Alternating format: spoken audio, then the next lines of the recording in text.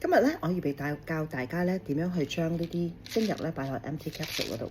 咁首先咧，呢啲 empty capsule 咧一盒咧有成250個，所以可以用好耐。咁佢咧就叫做00 capsule，00咧係個 size 嚟嘅。咁萬一咧你第時咧買唔到Young Living 呢個 empty capsule 咧，你就出去買翻00就得㗎啦，個 size。咁咧而呢啲咧係揾菜做嘅，所以佢咧一擺落水度咧就會溶㗎。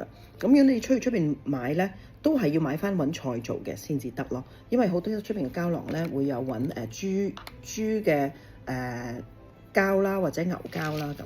咁我通常咧一做咧，我會做好幾粒嘅，我就會譬如倒咗出嚟啦，譬如我想做5粒，咁我就數啦，1、2、3、4、5咁樣啦。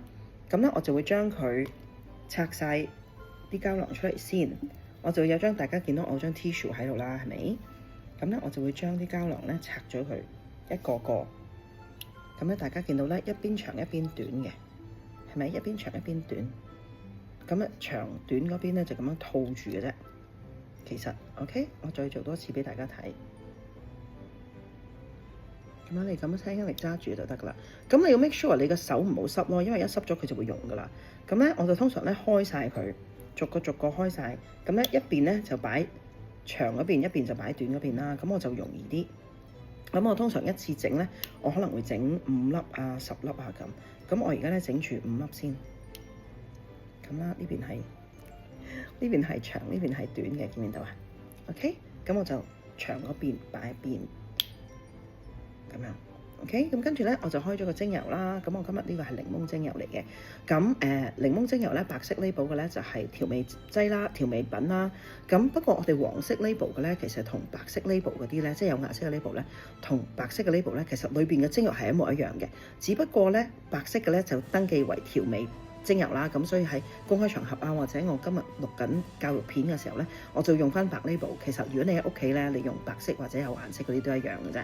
咁咧就首先咧就揸住長啲嗰邊啦，攞長啲嗰邊出嚟。咁大家見到啊，呢邊係頭先長啲嗰邊嚟嘅。咁呢個每一個 capsule 咧，我哋咧可以擺到20滴嘅。咁啊視乎你個精油咧又係幾濃嗰啲咧，可以擺得少啲，稀啲嘅咧就可以擺多啲。咩叫稀嘅精油咧？譬如好似 Copaiba 啊、乳香啊、frankincense 啊呢啲咧就會稀啲嘅。咁檸檬精油咧屬於譬如中等啦。咁有啲厚啲嘅精油咧，譬如 cinnamon bark 啊、thieves 啊咁樣咧就會厚少少，咁嗰啲咧就會擺得少啲。咁平均咧就擺到20滴。咁咧大家會睇到咧呢個精油咧，呢個係我哋新嘅膠樽啦。咁嗰個精油其實唔喺中間個窿度滴出嚟嘅，喺旁邊有個好細嘅氣孔。咁另外咧仲有一個回氣孔喺旁邊呢條罅嗰度咧個精油滴出嚟。咁我哋通常咧就會手揸住啦，跟住咧就會對準佢打斜。我都係揾隻手指尾咁綁住嘅。咁你就睇2、3、4、5、6、7、8、9、10，大家睇唔睇到啊？係啦，咁跟住咧我就會閂埋佢。咁我咧好有經驗啦，咁所以咧我就冇滴到成手都係啦。你初整可能會滴到成手都係。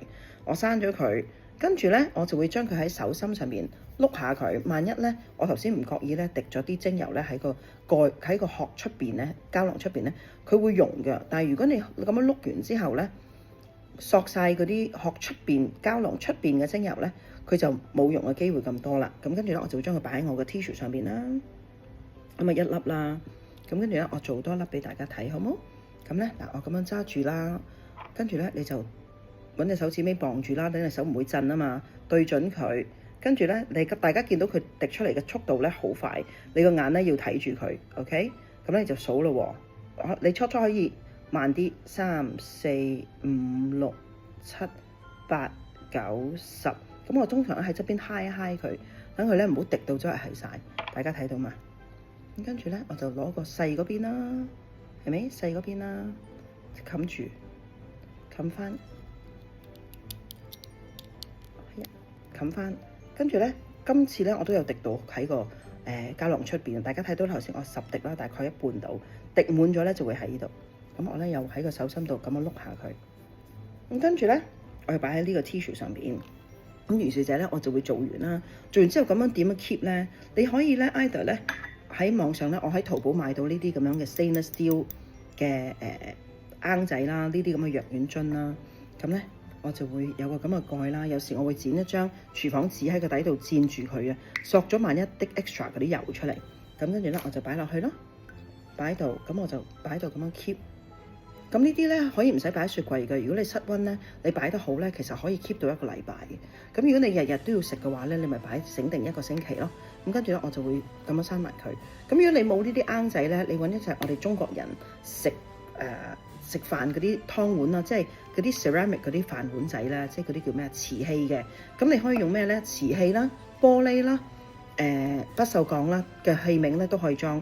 膠就唔好啦，因為咧嗰啲精油溶咗。如果流咗出嚟咧，佢就會整溶佢啲膠咯。咁所以我講多一次啦，玻璃嘅器皿啦，瓷器嘅器皿啦，或者呢啲咁樣嘅不鏽鋼嘅器皿咧都可以裝。咁我舊時未揾到呢啲罌之前咧，我就會擺喺一隻飯碗啦，或者一隻豉油碟嗰度。跟住我揾張 tissue 冚住佢，就擺喺床頭啊，或者擺喺廚房啊，擺喺一個我容易嘅地方咯。通常我都會叫啲人，如果係早晚食嘅話咧，就擺喺床頭已經得噶啦。就係咁啦，有問題你就喺下邊留言嗰度話俾我聽，問我啦，我就會再答你噶啦。拜拜。